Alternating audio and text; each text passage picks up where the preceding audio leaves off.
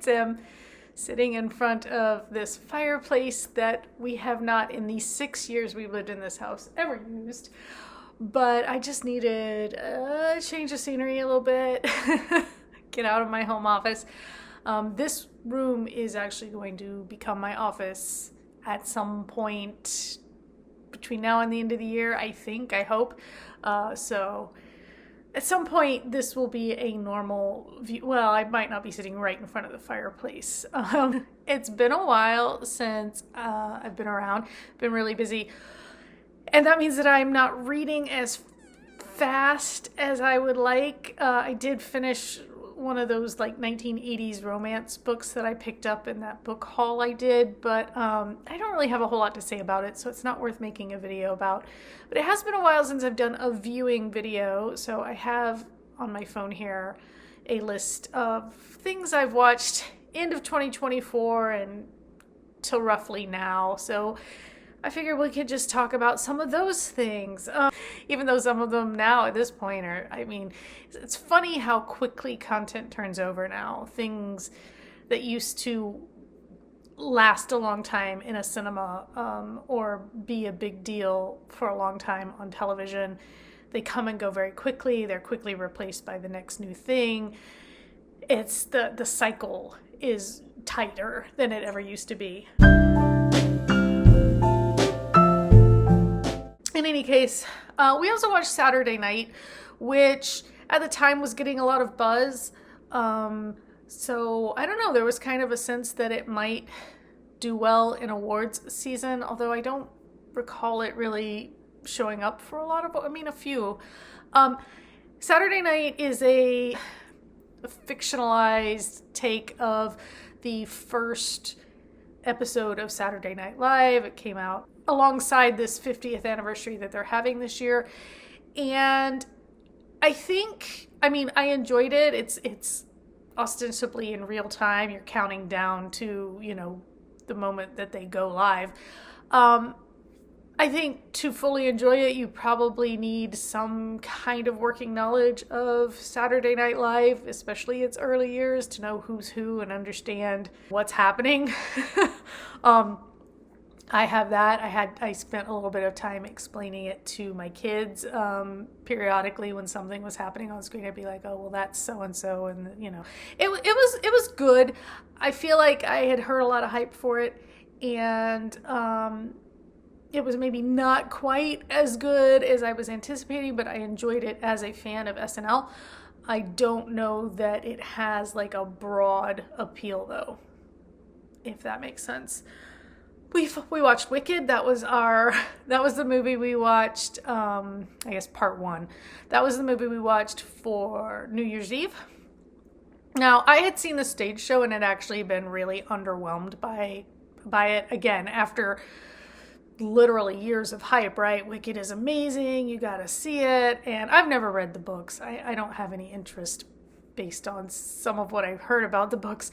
And I've never been like a big Wizard of Oz fan anyway, but the movie version was so much better than the stage version that we saw. Yeah, I don't know how much of that is just the difference between movie magic and stage magic, and how much of it was that the production we saw was maybe a little tired. We saw literally the last show before they were packing up to move to whatever next city they were headed for. So it was like a Sunday matinee. So maybe they were just tired or done, or I don't know. After hearing, Defying Gravity and the stagecraft and everything, I was just like, okay. I kind of feel like there's a chance there's a stage version out there that's better, that would wow me.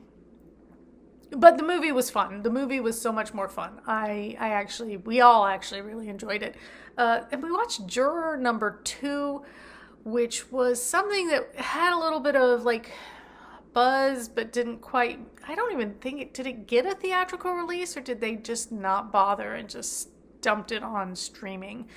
This is a Nicholas Hoult movie in which he plays a young father who is, tapped for jury duty.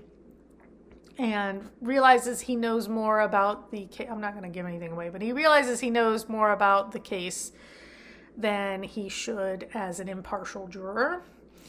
And it's like, what do you do? And he's like trying to persuade, because he has this knowledge, but he can't divulge the knowledge. He's trying to persuade, the jury. And yeah, I mean, it's tense. And I don't know if you've served on a jury, which I did once in a really uncomfortable assault case, let's say. I don't know, though. I was actually kind of I felt like it was, and it's not like it's a long movie, but it felt like it was longer than it needed to be for what it was doing. It seems like a lot of people actually do really like it when they find it. Clint Eastwood directed it, I think. I don't know. There was just something lacking in it for me, and that's a very subjective, personal thing. But if you've seen it, I'd love to know what you thought of it. Oh, Fly Me to the Moon.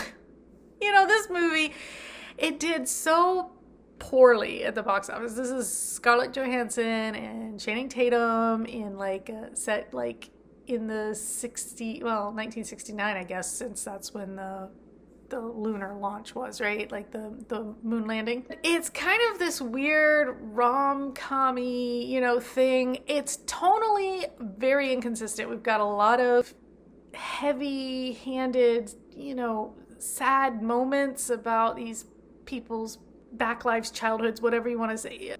And then there's this kind of rom-com element to it, and I don't know, but we still all really, really enjoyed it.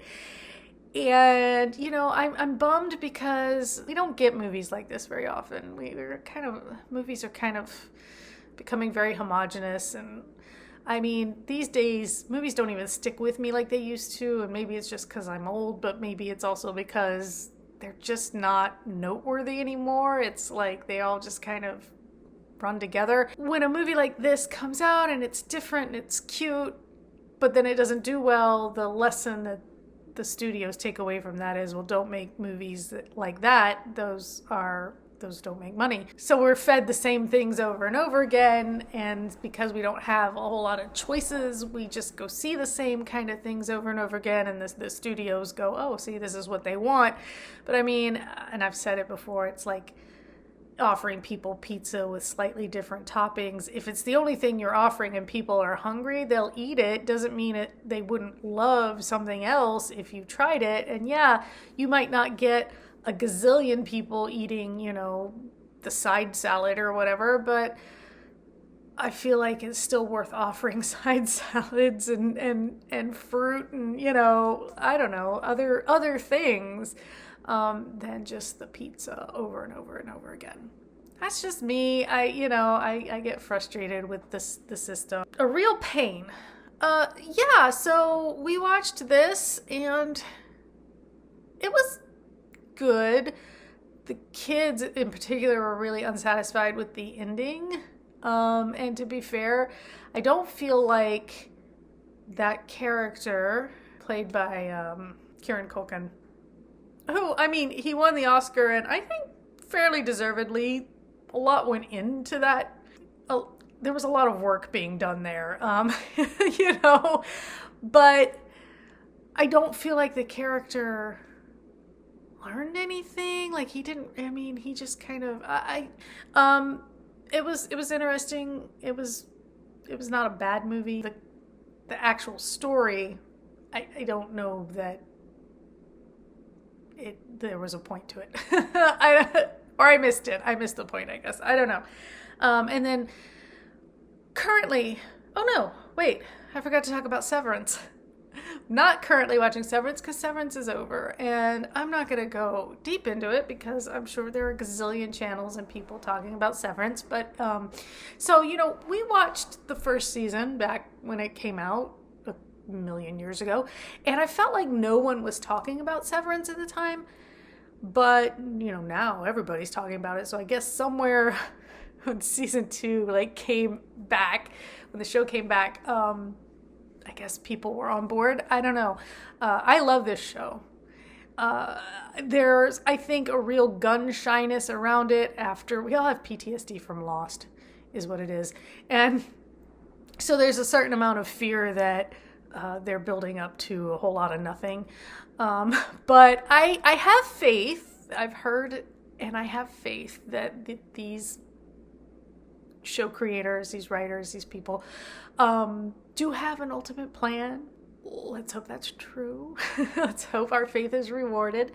But I think so far, and I'm not going to do a deep dive, but if you want to talk about Severance in the comments, we absolutely can, because I do really want to see this show do well. I want it to get its flowers in the Emmys, because it deserves all the awards. I don't even know how you decide who gets what, because it's incredible, the amount of work. A bunch of the actors, if you haven't seen it, it's about a group of people who have agreed to have an operation done where their work lives and their home lives are kept so separate that when they're at home, they don't know anything about their work life, and when they're at work, they don't know anything about their home life. So they call their work halves their innies, because they're in the office, and they call their like outside life the outies, because they're, outside. They work for this very weird cultish corporation, and they start to suspect there's other things going on, and they start to get insights about their inside outside life. There starts to be a little bit of, and anyway, it is very well done, very well acted, crafted. To have to play subtly two different people who are the same person but not. How is your personality different at work than at home?